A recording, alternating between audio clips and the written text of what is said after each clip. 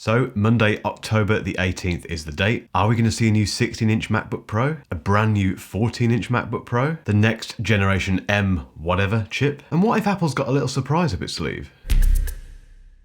Hello and welcome back to Ellis Reviews. Thank you for subscribing if you have, and if you haven't subscribed, the button's just down there. Earlier this week I wrote a blog which basically quoted Macworld, who thought, understandably, that the next Apple event would be taking place a week next Tuesday. That would have made it October the 26th. That made complete sense to me. However, they were totally wrong, and likewise, so was I. A couple of days ago, Apple dropped the bombshell that their next big event is taking place next Monday. And because it's October, tradition states that it's going to be a Mac event. Here's what I think might happen next week. We can quickly try and dissect the Apple event invite for next week. I do think Apple has a lot of fun with this themselves. I think they know that people like me sit there trying to work out what it means. You know, what's that graphic there? What does that text mean? Often it probably means absolutely nothing at all. I think this time it's a little bit interesting, looking at the kind of Apple going to hyperspace type thing. That kind of links with the name of the event, which is Unleashed. And Unleashed could mean, I think, two things. One of them is the obvious. It is the next generation M chip, which we think is going to be the M1X, which will be a basically faster, more graphics capable chip than the M1. The M2, in theory, would then come next year, and that would be the next low power version for the likes of the MacBook Air. So Unleashed, M1X, all this power, all this great stuff that is going to come, you know, more RAM, more graphics cores, more this, that and the other, that kind of makes sense. But I had a sudden thought about this. I do wonder if it also relates to the M1 chip in the iPad Pro. Now, I've made my feelings about that very clear. I think it's a waste at the moment. It's amazing that they've put it into that iPad, but they're doing nothing with it. So what if Unleashed also refers to something to do with that M1 iPad Pro? Are we going to see Pro apps or something that actually uses that chip launched or demonstrated next Monday?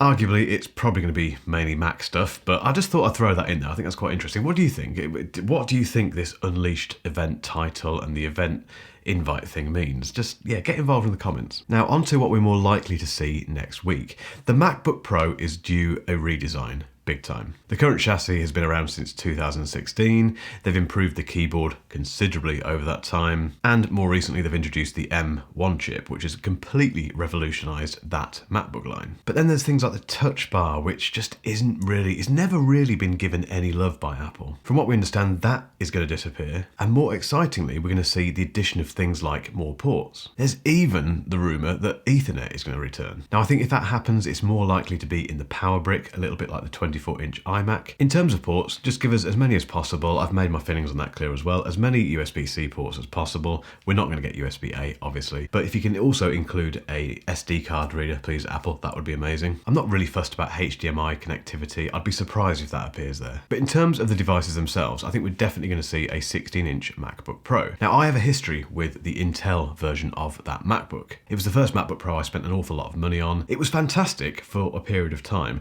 The only issue with it, and the thing which none of the reviewers back then seemed to pick up on, was the fact that it got so hot. And the fans would spin up immediately as soon as you did anything remotely intensive. However, if you spec'd it up, it was a really powerful, capable laptop, and I used it as a video editing rig, like a mobile video editing rig, and I really miss that. Because at the moment, the only way that I can edit videos really is on the M1 Mac Mini behind me. So to go back and have a 16-inch MacBook Pro that I do miss, I miss that computer completely, but it had problems because it was Intel. So the thought of having an M version of that, which is redesigned, it's got more ports, it's got all the fancy stuff, whatever Apple decides to do with these new MacBook Pros, that 16-inch MacBook Pro is very exciting. The other one is the 14-inch version, which would be a completely new screen size for the MacBook Pro. Chances are that will probably look about the same size as the current 13-inch. What they'll probably do is reduce the bezels, and I guess it will be slightly bigger, but it's going to be pretty much the same kind of form factor. I guess then the 13-inch M1 MacBook Pro will be shoved to the bottom of the pile, which, to be honest, that's not a bad thing at all, because that is such a good laptop. And I guess, or hopefully, they'll reduce the price as well, which will make it an absolute bargain. So in terms of MacBooks, I'm quite excited about them. The other possibility is an update to the Mac Mini. Now, I mentioned that a moment ago. My M1 Mac Mini, the 16 gig version, is sitting behind me. I love that computer. It is absolutely superb. I've edited, I think, to date, about 60 of the videos that you've seen on this channel on that machine. However, I do feel like I'm pushing it a bit now because I've upgraded my camera. I'm working with bigger footage, and I just get the impression it's starting to creak at the seams a little bit. The idea potentially of there being a replacement for that, or a Pro version of the Mac Mini, again, is pretty exciting. Also, I've had dreadful problems with Bluetooth on that machine, so I think there is an inherent issue with the design of the current Mac Mini. Again, there's loads of different rumours about what the next Mac Mini could be. It could just be a new version of that one. Redesigned chassis, better internals. It could just be as simple as that. The other option is that it could be a Pro version of the Mac Mini. Imagine a tiny version of the Mac Pro, albeit powered by Apple Silicon. That could then pave the way to the big new Mac Pro, probably next year. Whatever Apple do with the next generation of the Mac Mini, I do think they're proud enough of that little computer to give it some stage time next week. So in terms of Macs, I'm thinking 14-inch MacBook Pro, 16-inch MacBook Pro, and Mac Mini. That's it. So in terms of what we won't see, I don't think we're going to see the next big iMac next week. I know that might disappoint you, but I just get the feeling that the headlines for this event are going to be MacBook Pro based. Throwing in the Mac Mini, a brand new Mac Mini, won't be enough of a headline grabber to take the attention away from the new MacBook Pros. What would take the attention away from those new MacBook Pros is a brand new massive iMac. And the 24-inch iMac is brilliant. I've made some videos about this. I'll link above to a video where I talk about the screen size, because I've been pleasantly surprised by this 24-inch screen. It's not actually as small as some people would think. And I'm a big screen size kind of guy normally. But if you're hanging on for that big, brand new 27-inch iMac or 32-inch iMac, whatever it's going to be, I think that's coming next year. I think that's going to be possibly an early-ish, maybe March or something release. May even be a press release. They might not even give it any stage time. I doubt that will be the case, but it's always worth considering. I also don't think we're going to see a new MacBook Air. And again, that might disappoint some people. And I completely understand why, because as brilliant as that M1 MacBook Air is, I absolutely love mine. I'll leave a link above to my long-term review of it. As much as I love it and other people love it, it's still based on quite an old design. And there have been rumours and renders of potential replacements that are much more colourful and even thinner and all this sort of stuff. But again, that would take the limelight, I think, away from the MacBook Pro. I think it's more likely we'll see the new MacBook Air next year sometime when the M2 chip arrives.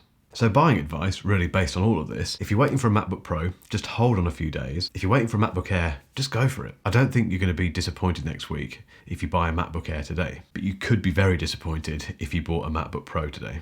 I don't think we're going to see anything AirPod related next week. I think AirPods Max, they're probably not going to have an update anyway for another year. AirPods Pro and regular AirPods, they're really overdue an update actually. And I'm looking forward to that update because in the studio, I've got loads of hidden away review units which are alternatives or lower cost alternatives to AirPods Pro and the regular AirPods. But I can't review them yet until those new ones come along. So again, I don't think we're going to see them next week. I think there'll be a press release probably before the end of this year, but we won't see them on stage next week. I think it's going to be a really tight event. And the reason for that, I know Apple don't base all of their events around what's going on elsewhere with other brands. They don't really care, but there's a lot happening next week. We've got a Google Pixel event. We've got a Samsung event, I think, happening. There's a lot of stuff vying for attention-grabbing headlines. And even a Goliath like Apple, they have limited attention-grabbing headlines to steal. And that's why I think this event is going to be super focused on those MacBook Pros and, I think, some kind of update to the Mac Mini.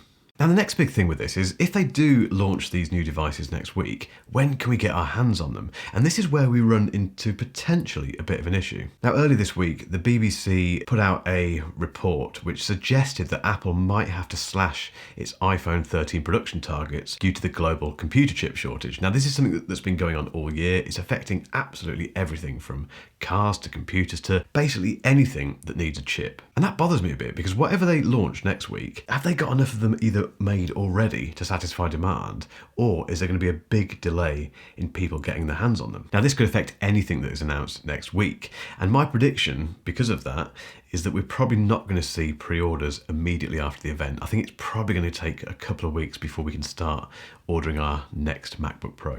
So those are my predictions for next week's event. They're not particularly earth-shattering, I know, but this is my opinion, and I think I'm going to be right with this one. I'm quite often wrong with these kind of things, but I've got a good feeling about this. However, you might have a completely different opinion to me, and if that's the case, let me know in the comments what you think we're going to see next week. Equally, if you agree with me and you do think we're going to see the things that I've mentioned today, then again, get involved in the comments. I'd love to hear what you think. Now, if you've still got some time and you fancy a bit more MacBook content from me, keep watching until the end of this video where I'll put a link to my big playlist about MacBooks, where there's all sorts of videos in there which might help you during your buying decisions and just getting you a bit excited about next week. But until next time, thank you as always for watching, and I'll catch you in the next video.